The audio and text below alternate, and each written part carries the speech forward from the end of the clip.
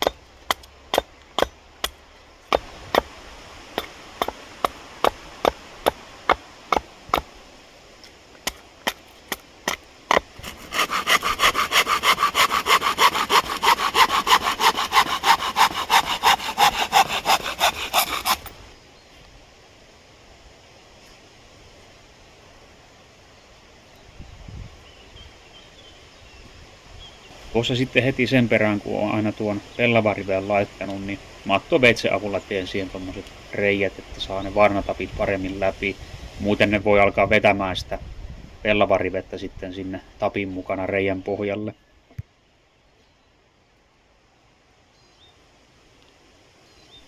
Ja sitten kun noita varnatappeja tekee ja asentaa, niin siinä täytyy huomioida tuo hirren painuminen. Se on nyt ehkä enemmänkin semmoinen uudisrakentamisen ongelma, kun tuore hirsi painuu huomattavasti. Mutta tämmöinen vanha hirsirunko, niin se painuminen ei ole lainkaan samaa luokkaa, mitä nyt sitten noit varaukset ja liitokset vähän tiivistyy. Mutta kannattaa silti nuo tapit asentaa sillä lailla, että ne uppoo vähän tuosta niin yläpinnasta syvemmälle. Muuten sitten noiden hirsien väliin saattaa ilmestyä rakoja, kun tapit tai vaarnat jää kantamaan.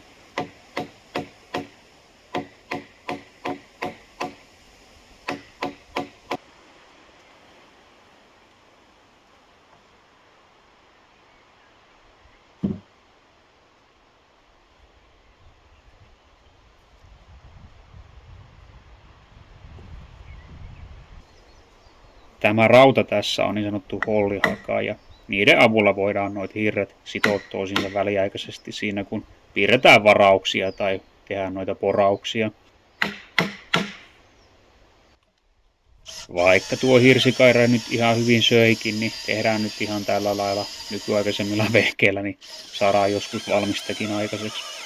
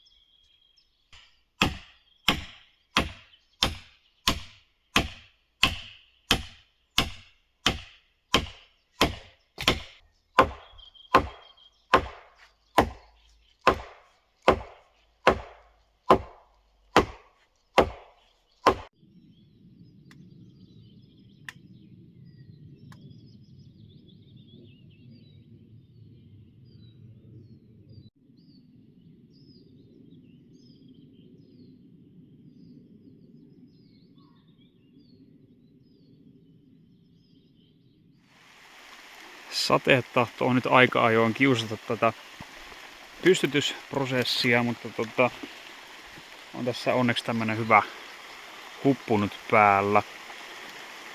Tässä nyt kun kerran sataa, niin voitaisiin mennä tuonne hupun alle sateensuojaan. Tutkitaan vähän, että miten nämä suunnitelmat on tässä kehittynyt. No nyt me ollaan sitten tässä varsinaisen löylyttelyhuoneen puolella. Ja tohonhan tulisi sitten se väliseinä, jonka tuolla puolella on pukuhuone. Niin on alkanut kallistumaan siihen, että tekisi tähän semmoisen kunnon kiviperin tuon kallion päälle, jonka varaa voisi sitten myöhemmin tehdä vaikka ton ihan tiilestä muuratun savupiipun. Tai voi olla, että se tulee nyt tehtyä hetikin, mutta kumminkin, että olisi ainakin se varaus sitä varten. Ja sitten saisi myös tukevan perin kiukaalle. Ja samaten perustukset sitten, kun tekee semmoisen palomuuriväliseinän tuon pukkarin ja saunan välille. Ja siinä sitten, jos tekisi vaikka 2-hormisen piipun, niin saisi pukuhuoneeseenkin kaminan, niin sitä voisi sitten kanssa lämmitellä. Ei se olisi ollenkaan huono ratkaisu sekään. Tälle seinälle olisi tulossa tämän saunatilan ikkuna. Se on semmoinen aika pieni ja sievä vanha ikkunanpoka. Mennään tuosta kohta ihmettelemään sitäkin, että millainen se on ja mistä se on kotoisin. Ja tuo nyt on tarkoitus jättää ihan koskemattomaksi, ehjäksi seinäksi. Ja sitten täällä on tämä vanha luukku, mikä siinä navettorakennuksessa oli, niin siihen jätetään myös jonkinnäköinen semmoinen tuuletusluukku, että pystyy helposti sitten, jos tulee savua tai muuta ongelmaa, niin ei muuta kuin luukkua auki. Ikkunaa siihen ei tule, koska siellä nyt ei ole minkäännäköistä maisemaa ja valoakin tulee aika heikosti, mutta tuonne puutarhan suuntaan, niin siellä sitten näkyy kirsikkapuut ja tammi ja muuta, niin on ihan hyvä paikka sille. Olisi kyllä mielenkiintoista tietää, että mitä kaikkea nämä seinät on nähnyt ja millaisia tarinoita niin olisi kerrottavana, kun tässä on, tai ilmeisesti oli jonkinnäköinen asuintilakin jossain vaiheessa sen navettorakennuksen historiaa, kun tuossa ikkunapielilautien alla oli paloja pinkopahvista ja tapetista. Ja sitten tuolla näkyy tuo valkoinen raita, niin siinä oli sitten ollut jonkinnäköinen savupiippu ja tulisia. Niin ilmeisesti joku työntekijän huone. Ja tästä sitten tänne päin, kun ovi meni, niin oli sauna ja sen jälkeen karjakeittiö tai bränni. Niin mikäs siinä sitten, kun kaikki on löytynyt läheltä. Ja ikkunakin kumminkin oli, niin ihan mukava pikku asumus varmasti. On kyllä äärimmäisen tyytyväinen näihin luonnonkivi-nurkkapilareihin, että on ihan täydelliset tämmöiseen rustiikkiseen hirsisaunaan, että sopii niin kuin nenäpäähän. Tässä on nyt sitten tämä ikkuna, joka olisi tulossa siihen löylyttelyhuoneeseen. Aika pieni kokoinenhan se on. Tuolla on tuo mitta-asteikko takana, niin tuommoinen noin 40 senttiä leveä ja olisiko sitten 50 tai 60 senttiä korkea. Että hyvin tämmöinen siro ja pieni, mutta niin on rakennuskin. Ja tämä siis kuuluu alun perin semmoisen VR:n asemarakennukseen, joka monen muun asemarakenuksen tavoin jäi pois käytöstä ja sitten autioiduttuaan alkoi rapistumaan. Ja se oli sitten saanut purkutuomion, mutta yksi taho oli kuitenkin ollut kiinnostunut ostamaan sen ja pelastamaan tämän rakennuksen, kun se oli arkkitehtuurisesti melko poikkeava muista VR:n rakennuksista. Ja sitten sillä olisi ihan ilmeisesti käyttöäkin saatu. Traagisesti kuitenkin se ehdittiin purkamaan ja sitä ei sitten saatu pelastettua. Mutta tämmöinen lipunmyyntiluukun tai kioskin, mikä se nyt sitten olikaan, niin ikkuna tässä nyt sitten on. Tämä on tosi taidokkaasti tehty vielä kaiken lisäksi. Nuot liitokset tossa, tommonen salmiakki. Tai ei se salmiakki ole, mutta tommonen vinoruutu keskellä, että kyllä siinä vähän on saanut pähkäillä ja nikkaroida, kun tämmöisen on tehnyt. Mutta onneksi tämä nyt elämä kuitenkin jatkuu. Katsotaan sille joku kiva maalisävy tai värisävy, joka sopii tuohon saunaan. Ja tämän avulla saadaan kyllä annettua oikein sellainen mukava viimeistelevä kosketus siihen saunarakennukseen. Että ei siihen sopisikaan mikään semmoinen yksinkertainen tai yksiruutuinen ikkuna. Että ehdottomasti jotain tämmöistä vähän ilmeikkäämpää ja pienet lasiruudut on aina kiva tuommoisessa vanhassa hirsirakennuksessa, niin kuin ne aikanaan olikin, kun lasi oli arvokasta ja kaikki pienet palat käytettiin hyödyksi. Kyllähän se nyt sitten alkaa uhkaavasti näyttämään siltä, että tämä saunan valmistus sinne syksyyn mennessä, mikä se tavoitekin nyt on, ei missään tapauksessa ole juhannuksena ajatuksena saunoa tässä, että paremminkin joulusauna tavoitteena sitten, jos jotakin semmoista ajankohtaa nyt miettii. Mutta syksylläkin olisi ihan mukavaa päästä löylyttelemään, vaikkei nyt ihan ehkä loppuun olisi viety, niin semmonen käyttökuntoinen sauna, jos on siinä syys-lokakuussa, niin aivan huippujuttu olisi. Eiköhän siinä ollut sitten taas kaikki tältä erää, eli kiitos oikein paljon kun katsoit tämän videon ja olisi ihan mahtava homma, jos jätät videolle peukun, mikäli tykkäsit siitä ja tilaa myös kanavaille, et ole sitä vielä tehnyt. Sitten jos oikein legendan statuksen haluat, niin voit alkaa kanavan jäseneksi tai jättää superkiitoksia, niin oot suoraan tukemassa kanavan toimintaa sitten. Ja näin varmistetaan sitten myös jatkoa kanavan videoille ja toiminnalle. Mutta joo, kiitos taas kaikille ja nähdään seuraavalla kerralla.